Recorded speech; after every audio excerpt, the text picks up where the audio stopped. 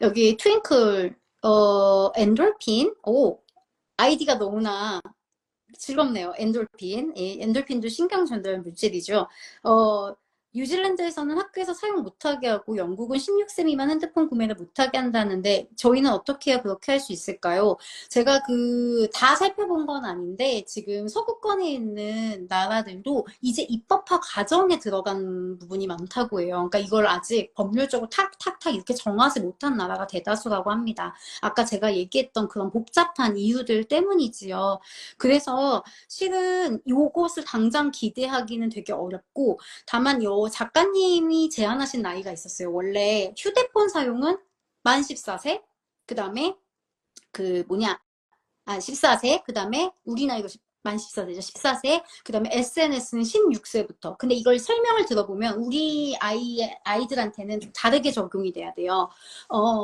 스마트폰의 사용은 중학교를 졸업하는 시점부터, 그 다음에 SNS는 적어도 성인기 직전, 부터 이렇게 이제 만들어진다라고 얘기하고 있어요. 그래서 왜 그렇게 하냐라고 이제 조승연이 인터뷰했을 때 뭐라고 하냐면 자기는 더 높이 하고 싶은데 실천이 어렵다. 특히 미국은 더 일찍 운전면허도 따고 그러잖아요. 그러니까 이게 도저히 지켜질 수 없는 실천을 만들 수가 없기 때문에 최대한 어쨌든 낮춘 거에서 가장 높은 걸로 제안을 한 거래요. 근데 저는 부모님들이 많이 질문하시는 것 중에 하나가 선생님 아이한테 스마트폰 언제 사줘도 돼요? 라는 질문을 저한테 실제로 진짜 많이 하시거든요. 근데 저는 스마트폰을 사준다 안 사준다의 문제가 아니에요 라고 얘기를 해요. 스마트폰을 어떻게 사용하는 용도로 주는가, 그러니까 아이는 그 스마트폰을 어떻게 사용하는가, 아이는 휴대폰을 어떻게 사용하는가, 거기에 대한 개념을 생각하셔야 된다는 거예요.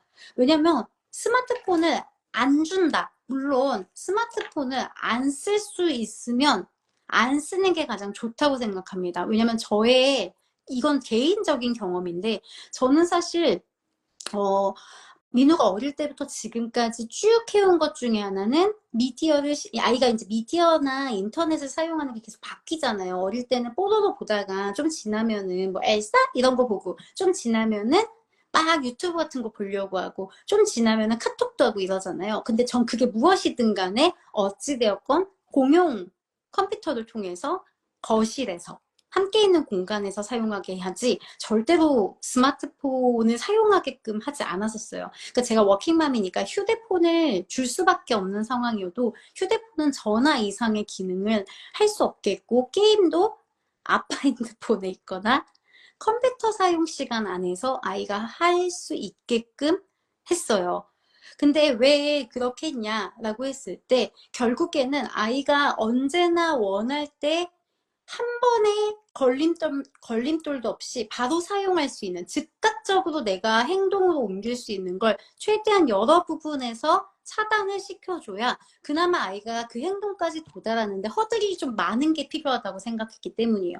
그냥 게임을 하고 싶다고 휴대폰을 바로 여는 게 아니고 이걸 하기 위해서 상당히 많은 절차가 있는 것이 게임을 하게 하냐 안 하게 하냐보다 더 중요한 문제라고 저는 봤었던 거예요. 그래서 아이가 게임을 일찍 했습니다. 아빠하고 게임을 했어요. 그래서 실제로 저희 이제 남편의 이제 선배님 박사분과 아빠와 함께 게임하는 것에 대한 이 인터뷰 연구에도 참여한 적이 있었는데요. 이 책에도 나오지만 게임에 대해서는 되게 긍정적인 부분도 많다라는 연구들도 사실 있어요. 근데 그럼에도 불구하고 실은 남자아이들에게 게임이 주는 중독성이 굉장히 강하고 특히 이 게임을 언제나 내가 휴대폰으로 할 수 있다는 거는 너무너무나 큰 자극. 아이가 이 게임으로 인해서 너무 많은 것들 기회비용으로 상실하게 만드는 원인이기 때문에 그 정도의 허들은 계속 만들어가는 게 중요하다고 생각했어요. 그리고 두 번째, 저는 아이가 어릴 때보다 지금 단계에서 더 엄격하게 하고 있습니다.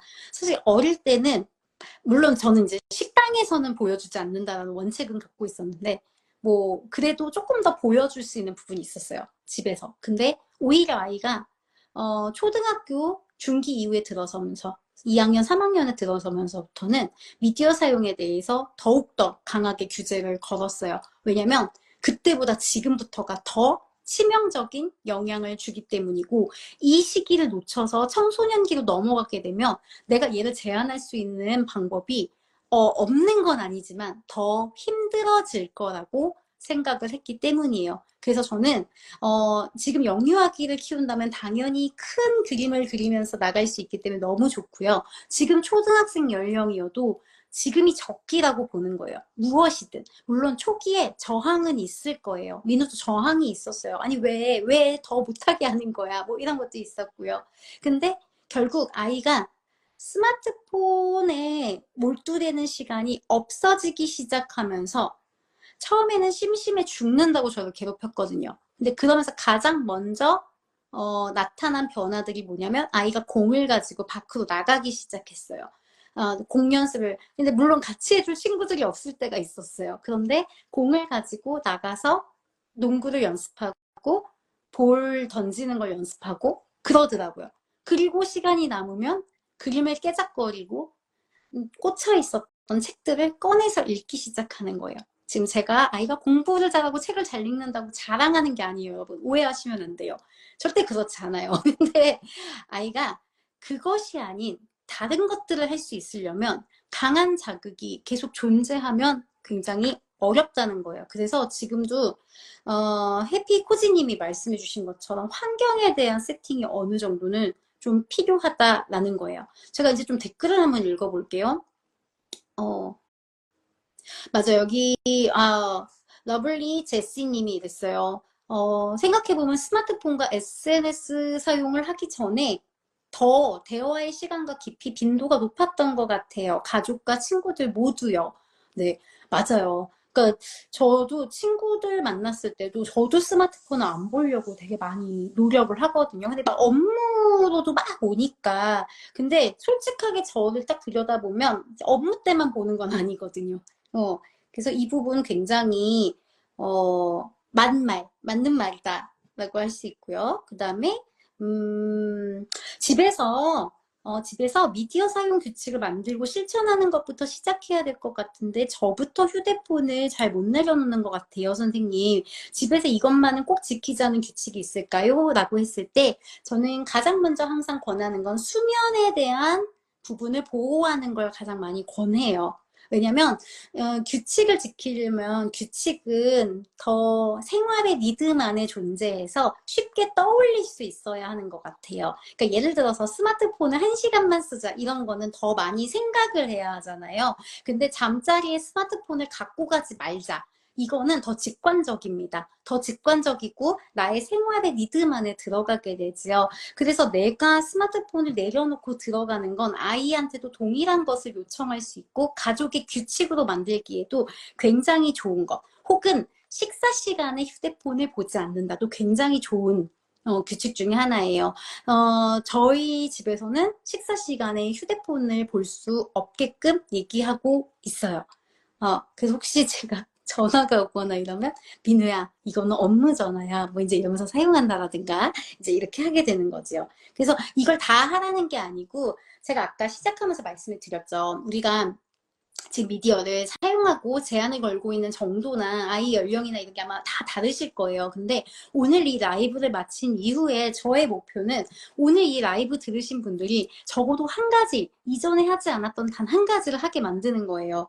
자, 그랬을 때 뭐 잠자는 자리에 갖고 가지 않는다. 아니면은 식사 시간에 사용하지 않는다. 뭐 이런 거 좀 사용해 볼 수 있을 것 같아요.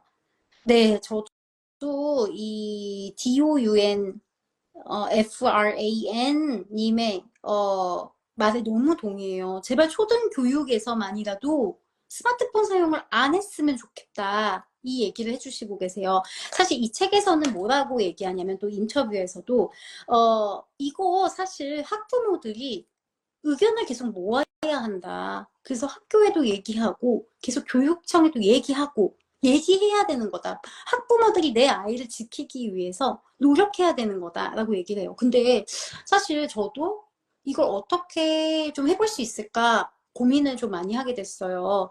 왜냐면 우리가 아이한테 먹는 음식에 조금이라도 조금 허술하거나 이상한 게 들어가면 컴플레인 하잖아요. 그리고 요청하잖아요. 예를 들어서 아이들이 다니는 학교의 앞길이 너무 위험해서 사고가 날 것 같아. 그럼 학교에 요청하잖아요. 그죠? 아이들 학교 시간에 뭐 또 도움을 주는 우리 뭐 녹색 부모님들이 서 계신다라든가 뭔가 대책도 세우고 이러잖아요. 근데 우리가 정말 정말 잠재적 위험을 갖고 있는 소셜미디어나 이런 휴대폰 사용과 관련해서는 액션을 아무것도 하지 않고 있어요. 그래서 우리가 이런 의견들을 더 많이 학교에 그리고 국가에 목소리를 낼 수는 없을까라는 생각들을 많이 하게 됐어요. 어, 여기 끝자리 비니님, 문제는 이런 생각을 하는 분들이 주위에 너무 없어요.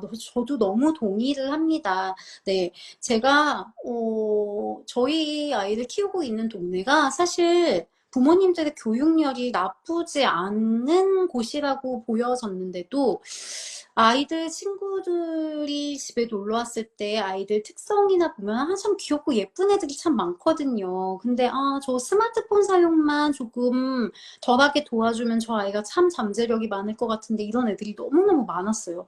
그래서 제 생각에는 이게 얼마나 아이한테 영향을 주는지에 대한 이 책에 나와 있는 이 내용들에 대한 이 이해가 우리 모두에게 지금 다 있지 않는 것 같아요. 그래서 여러분의 투두 중에 하나는 여러분과 가장 가까운 육아 집단, 특히 부모님들끼리 친한 집단에 이 책을 먼저 권하셨으면 좋겠어요. 읽자. 우리 이거 읽고 우리가 할 수 있는 거 제발 한 개만 하자. 누군가는 총대를 좀 매줘야 하거든요. 이 부분을 좀 생각을 해주시고 이게 투두 안에 들어가면 너무 좋겠다. 사실 저는 그 작은 실천으로 오늘의 라이브를 연 거이기도 해요. 여러분이 이걸 좀 이렇게 사람들이 볼 수 있게끔 요약본 중에 하나로 좀 사용하실 수 있었으면 좋겠다. 우리가 무언가 변화를 주려고 할 때는 변화를 당장 줄 수 있는 것과 주기까지 시간이 걸리는 것을 구분할 수 있는 능력이 굉장히 중요하다고 생각이 들어요. 근데 가장 먼저 바꿀 수 있는 건 나입니다. 나이고 우리 가정이고 내 주변이에요. 이게 바뀌기 시작해야 실은 전반적으로 미디어를 대하는 문화, 그 다음에 아이들과 청소년들과 미디어가 함께 공존하는 문화에 대한 인식이 달라진다고 생각해요. 근데 개개인이 아무것도 하지 않는 상태, 우리가 여기에 대한 이해가 맞닿아 있지 않는 상태에서 여기 수학과 안 썼으면 좋겠어. 어린이집에서 영상 좀 들 보여줬으면 좋겠어. 이거 조금 어려울 수 있다라는 거죠. 그래서 뒤에 스마트 교과서 얘기도 나오는데 우리가 의견을 낼 수 있는 기회, 우리가 무언가 할 수 있는 상황부터 접근하는 것들이 굉장히 중요할 것 같다. 이런 얘기를 좀 하고 싶습니다. 저도 기회가 되면 입법화 자체에 대해서 조금 더 알아볼 생각을 가지고 있어요. 물론 제가 뭣도 아니기 때문에 힘들겠지만요. 네, 포기하지 않고 해보려고 합니다. 여기 러블리제스님이 좋은 또 하나 얘기해 주셨는데 이슬람에서 TV를 없애셨대요. 그리고 초3까지 미디어를 정해놓고 보고 있다. 습관적 TV 보기가 아니라 규칙 안에서 컨텐츠를 정해놓고 보는 거죠. 사실 여러분 저희 집에도 지난 12년간 TV가 없었습니다. 근데 사실 TV가 없었던 건 아이를 위해서 없앴던 건 아니었어요. 제가 저를 위해서 없앴고 아예 사질 않았습니다. 그 무심결에 계속 틀으면서 생산성을 갉아먹는 게 싫어서 그리고 제가 이제 신혼을 아프리카에서 보냈기 때문에 TV가 없는 것에 너무 익숙해져 버려서 그냥 그 상태로 살았는데 쭉 시간이 지나면서 너무 생각보다 좋은 점이 많다고 생각이 들었어요. 근데 저는 TV를 당장 없애는 건 굉장히 많은 저항에 부딪히실 거예요. 특히 우리 아버님들에게 되게 큰 저항선을 만나게 될 거예요. 아버지들이 안 된다고 할 가능성이 되게 높아요. 물론 TV를 없앨 수 있으면 좋겠지만 TV도 TV지만 이 아이가 소유하는 이 휴대폰, 스마트폰 안에서 어떻게 해결을 할지 좀 작은 것부터 실천하시는 게 좋겠고요.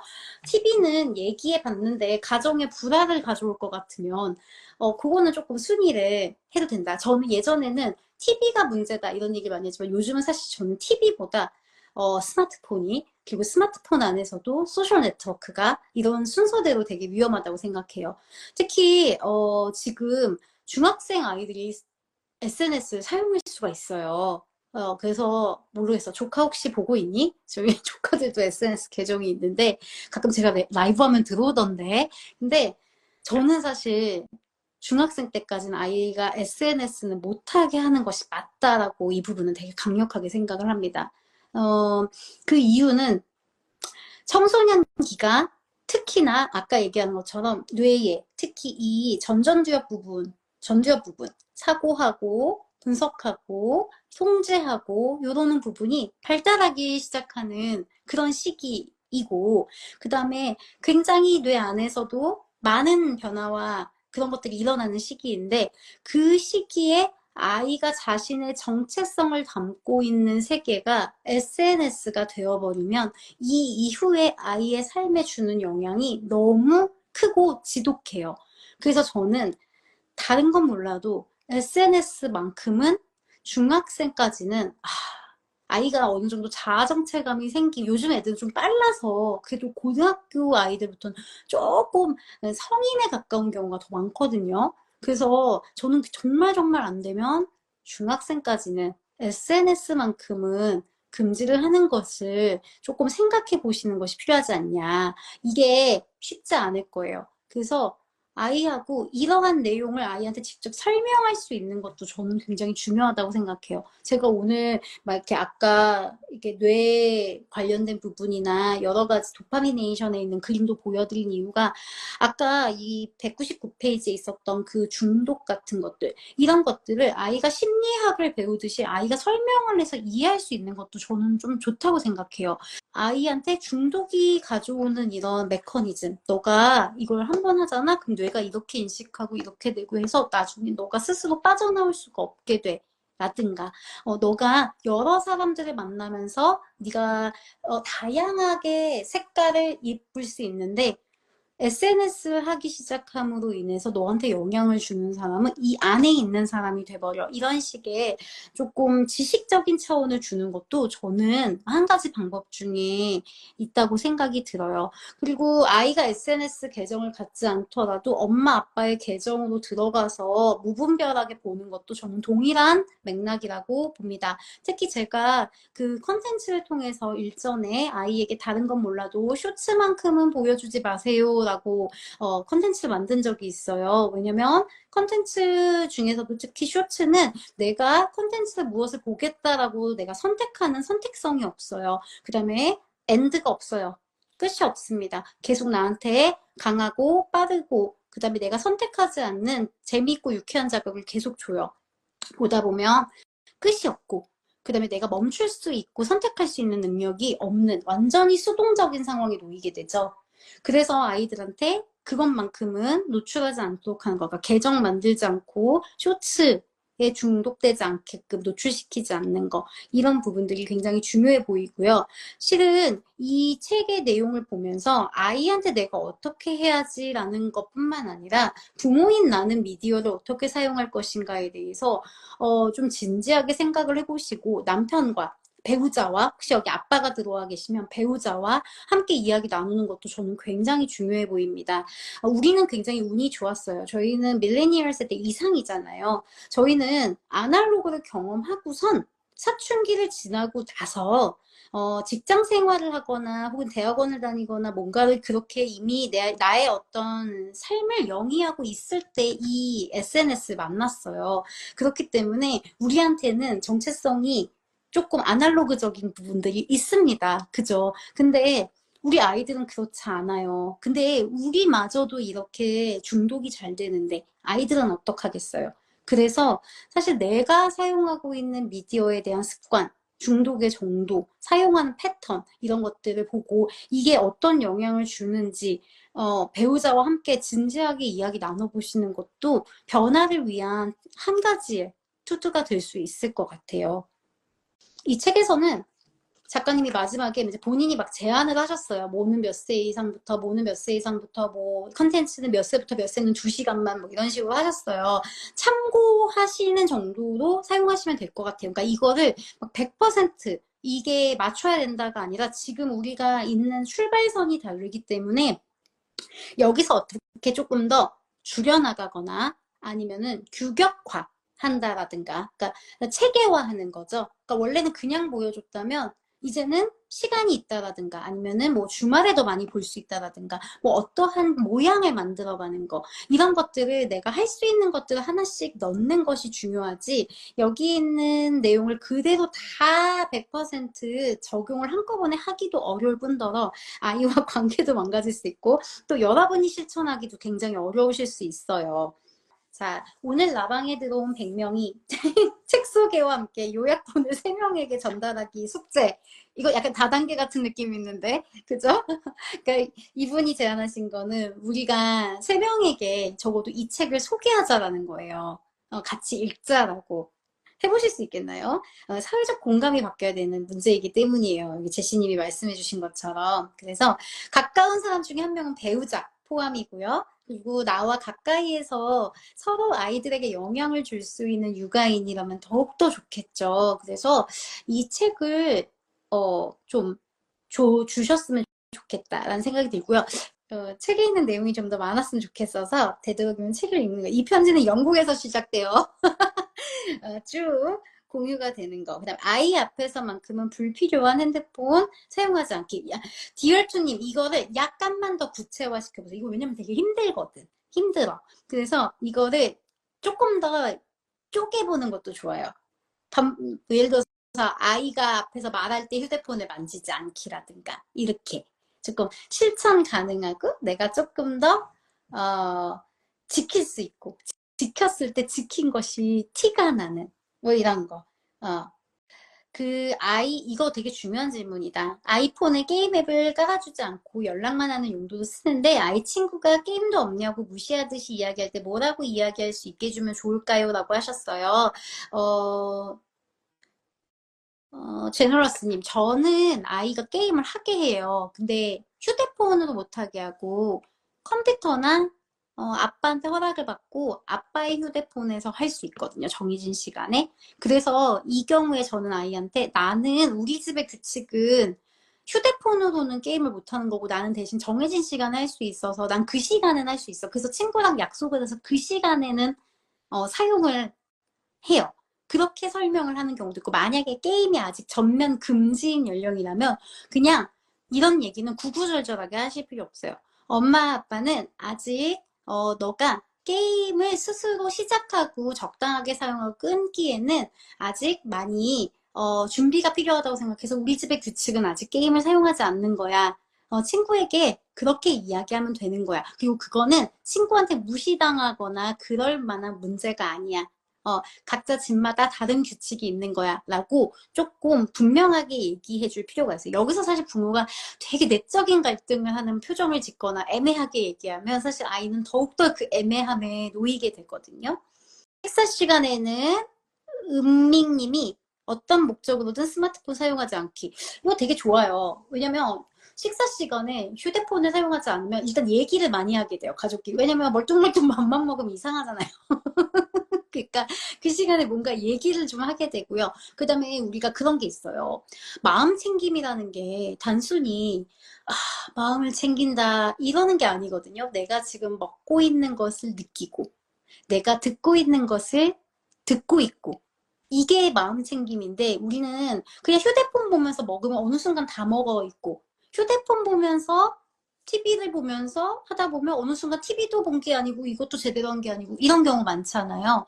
그러니까 지금 이 순간 여기에 존재한다라는 것이 굉장히 우리를 굉장히 편안하게 만들어요. 그래서 식사 시간에 스마트폰을 사용하지 않는 것은 미디어와 관련된 것뿐만 아니라 그냥 전반적인 정신 건강에도 굉장히 좋다. 그래서 내가 이거 소개해야 되겠구나. 여기 보면 이 책에서 되게 생뚱맞은 장이 있어요. 생뚱맞은 장이 있는데 그게 뭐냐면은 약간 영성 이런 거와 관련된 부분이거든요. 294쪽 이쪽에 보면은 자기 초월이라는 부분이 있어요. 자기 초월이라는 부분에서 나오는 개념 중에 하나가 디폴트 모드 네트워크라는 개념이 있어요. 이게 뭐냐면 우리가 아무것도 이렇게 평상시 특별한 걸 하지 않고 있을 때의 우리의 뇌의 모드라고 보면 돼요. 그래서 ADHD에 대한 여러 연구 가설 중에 하나로 이제 ADHD인 친구들은 이 디폴트 모드 네트워크 자체도 좀 다르다라는 얘기도 있거든요. 근데 뭐 그거는 지금 할 얘기가 아니고, 근데 여기서 이제 어떤 얘기를 하냐면 이제 우리가 이 디폴트 모드 네트워크, 그러니까 우리가 아무것도 하지 않을 때 이 어떤 상태가 조금 더 이렇게 차분하고 조용할 때 우리는 좀 더 깊이 있는 무언가와 연결될 수 있다는 거야. 그게 이제 예를 들어 신앙이 있으신 분들은 신앙적인 거, 그 다음에 이제 우리가 뭐 기도, 명상, 마음 챙김 이런 것들. 그래서 이런 것들이 가능해진다. 또 역으로는 이런 것들이 또 우리를 또 이렇게 또 차분하게 미디어로 인해서 방방방방 올라가는 이러한 모드를 좀 더 차분하게 만들어주는 이러한 기능을 한다라고 하는 거예요. 그러면서 또 여기서 자기 초월 중에 하나로 이 자연에 대한 경외감을 맛보는 것도 언급하고 있어요. 근데 이 자연을 마주한다라는 건 우리한테 내가 아닌 자기 초월, 그러니까 내가 아닌 이 더 큰 세상이 있다. 나는 이 큰 세상 안에 있는 하나의 인간이다라는, 왜 큰 자연 보고 있을 때 내가 지금 너무 아무것도 아닌 것 같은 느낌이 들 때가 있잖아요. 제가 며칠 전에 바다를 갔다 왔는데 밤바다가 이렇게 집어삼키듯이 파도가 치면 와, 진짜 이 커다란 우주에서 나는 얼마나 작은 존재인가. 그러니까 이런 자연을 경험하는 것들도 되게 중요하거든요. 그래서 여기서 또 무슨 얘기를 하냐면 우리가 삶에서 이런 경외감을 맛보게 하려면 아이들이 경외감이 들어갈 공간을 줘야 된다는 거예요. 그래서 가끔은 에어팟을 떼고 휴대폰을 찍지 않고 자연을 그냥 느끼는 거, 자연을 그냥 보는 거. 아, 찔립니다. 저 며칠 전에 바다에서 열심히 찍어 제끼고 음악을 들었거든요. 근데 가끔은 정말로 자연을 있는 그대로 느낄 수 있는 경험, 그걸 우리 자신에게도 주고 아이한테 주는 것도 굉장히 중요한 작업이다. 추천할 수 있는 방법 중에 하나다. 이렇게 얘기할 수 있을 것 같아요. 여기 지영님이 내 자식만 말고 사회 전체가 건강해져야 할 필요가 있다는 걸 너무 느끼는 요즘이다 라고 말씀해 주셨어요. 사실 제 책의 편집자님이세요. 맞아요. 저도 너무너무 동의를 합니다. 씨님은 진짜로 얘기하셨네요. 각 가정마다 규칙이 다 달라. 왜냐면 지금 어머니 아버님들이 계속, 여기 아버님도 들어와 계시는데 얘기하는 게 아이가 이제 얘만 스마트폰이 없는 거, 그 다음에 얘만 게임을 못하는 거, 이런 거에 대해서 어떻게 하냐라고 얘기했는데, 이거 아까 말씀드린 것처럼 이건 가족의 규칙과 양육관 안에서 분명하게 얘기하는 것이 가장 중요합니다. 이 책에서도 얘기하고 있어요. 왜 우리가 다른 거에 대해서는 그렇게 하지 않아 라고 훈육하고 규율을 시키는 거에 대해서 잘 얘기하고, 또 심지어 규율을 세우거나 자율성을 뺏으면 안 되는 영역에까지 침범해서 아이들의 아동기를 박탈하면서, 왜 이 미디어 사용과 관련해서는 왜 저 여자가 내 여자다 이 남자가 내 남자다 왜 분명하게 말을 못하냐, 이제 이렇게 얘기하거든요. 그러니까 아이한테 이것이 규칙이고 너에게 필요한 것이다 라고 사실은 좀 더 확고한 태도를 단호하게 보여주는 것이 필요하다는 거죠. 재밌는 이야기가 많이 있네요. 근데 저는 이 문제도 결국에는 내 주위에 있는 사람들을 계속적으로 바꿔나가는 작업들이 병행이 됐을 때 좀 더 빨리 우리가 평화를 찾을 거라고 생각이 들어요. 네. 그래서 사실 저희 아이도 키즈폰을 처음엔 썼는데 키즈폰에서 스마트폰으로 바꿔줬다가 조금 후회했습니다. 근데 이제 키즈폰 자체가 여러 가지 뭐 연락을 못 받고 막 이제 이런 게 많으니까 바꿔줬었는데 아이들이 카톡에서 오는 또래 압력, 피어 프레셔라고 하죠. 그게 너무 심하더라고요. 그래서 카톡 사용하는 시간들을 봤더니 너무나 급증하는 것을 보고 카톡을 보는 시간을 정해놓고 보게끔 또 거기서 제한을 걸었어요. 제가 아까 말씀드린 것처럼 저는 영유아 시기보다 초등학교 2, 3학년 이후 아이의 휴대폰 사용에 대해서 훨씬 더 엄격하게 나갔던 케이스예요. 근데 부모가 확신을 갖고 해야지만 아이에게 그 메시지가 정확하게 갑니다. 그리고 우리가 확신을 가지려면, 그러니까 중간에 그래도 게임이 주는 이점이 있는데 그래도 아이가 소외되면 어떡하지? 이런 문제들에서 내가 조금 더 확고하려면 계속 흔들릴 수 있겠죠. 근데 우리가 확신을 가지려면 해야 하는 것 중에 하나가 이렇게 지식으로 무장하는 거예요. 왜 이것이 중요한지, 필요한지, 이런 부분들에 대해서. 근데 혹자 뭐 이렇게 얘기할 수 있어요. 스마트폰 사용을 그냥 그대로 하게 하고, 대신 뭐 시간이나 이런 것들을 조금 더 줄여볼 수는 있지 않겠냐. 저는 그거라도 할 수 있으면 일단 그것부터 해보시라고 권하는 거예요. 그러니까 제가 아까 계속 지금 반복적으로 얘기하는 게, 저는 여러분한테 스마트폰 사주지 마세요. 뭘 하지 마세요. 뭐 이렇게 제가 결정해 드릴 수 있는 문제는 아니지만 큰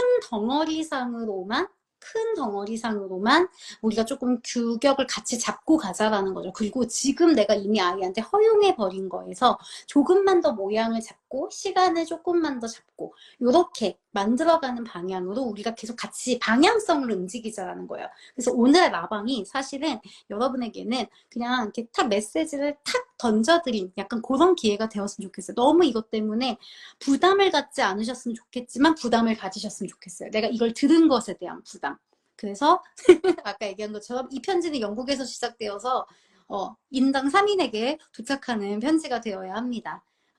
그래서 여러분이 좀 이런 부분들을 잘 반영해 주셨으면 좋겠다라는 생각입니다. 자, 조금 마무리해 볼게요.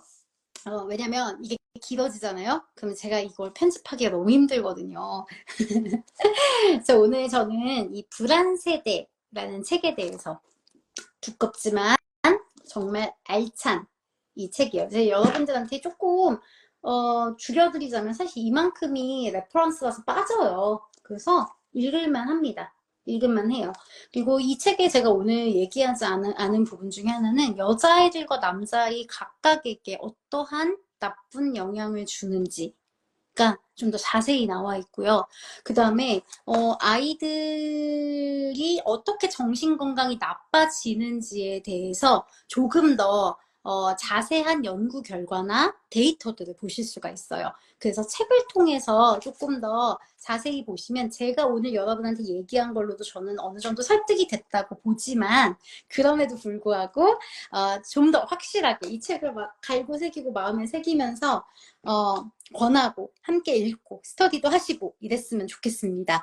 혹시 저한테 이 책을 남한테 권한 흔적, 그 다음에 함께 스터디를 하는 흔적 이런 것들을 저는 책을 걸어서 보내주시면 혹시 알아요? 제가 깜짝 선물을 드릴지 한번 꼭 도전하시게 되면 저에게 좀 얘기해 주셨으면 좋겠고요. 그 다음에 마지막으로 제가 마무리하면서 이 책의 한 구절을 좀 읽어드리려고 해요. 내가 포르노를 처음 본 것은 10살 때였다. 우연히 발견한 폰허브 사이트에서 보았는데 나중에 호기심에 다시 방문했다. 이 웹사이트는 나이를 입증하는 절차도 없었고 아이디 인증도 요구하지 않았으며 심지어 내가 18세 이상인지 묻지도 않았다. 이 사이트는 찾기가 쉽고 피하기가 불가능하며 내 또래 아이들에게는 빈번하게 일어나는 일종의 통과 의례가 되었다. 엄마는 어디 있었냐고? 바로 옆방에 있었다. 내게 매일 9가지 색깔의 과일과 채소를 먹이려고 애쓰면서 엄마는 자녀의 일에 사사건건 참견하려는 헬리콥터 부모에 가까운 분이었지만 그래도 나는 온라인에서 포르노를 쉽게 발견했다. 그것은 내 친구들도 마찬가지였다. 라고 합니다. 이 내용을 담으면서 이게 호그베인이라는 분의 글인데 그러면서 이 책의 저자인 조나단 헤이츠가 이렇게 얘기하죠. 우리가 현실 세계에서는 자녀를 과잉 보호하는 반면 온라인에서는 과소 보호하고 있다 라고 이야기합니다. 이 글을 끝으로 제가 오늘 라이브 방송을 마치려고 합니다. 오늘 함께 이야기 나누면서 조금 결심했던 부분들, 남겨주셨던 부분들 꼭 실천해 보는 것 권해드리고요. 혹시 살아가시다가 흔들리시면 제가 올려놓는 영상들 다시 보시면서 마음을 또 가다듬고 또 나와 함께 이 러닝을 같이 해줄 메이트들을 꼭 구하셔서 우리가 혼자 하는 육아가 아니라 함께 바꿔나가는 육아를 좀 할 수 있는 상황이 되셨으면 그런 기회가 되셨으면 하고 바라봅니다. 제가 저의 힘으로 할 수 있는 많은 것들을 지금보다 더 많이 하기 위해서 노력하겠다고 여러분한테 약속을 드리겠습니다. 제가 만들어가는 일에 대해서도 여러분께 또 열심히 계속 공유 드릴게요. 네. 감사합니다, 여러분. 좋은 밤 되세요.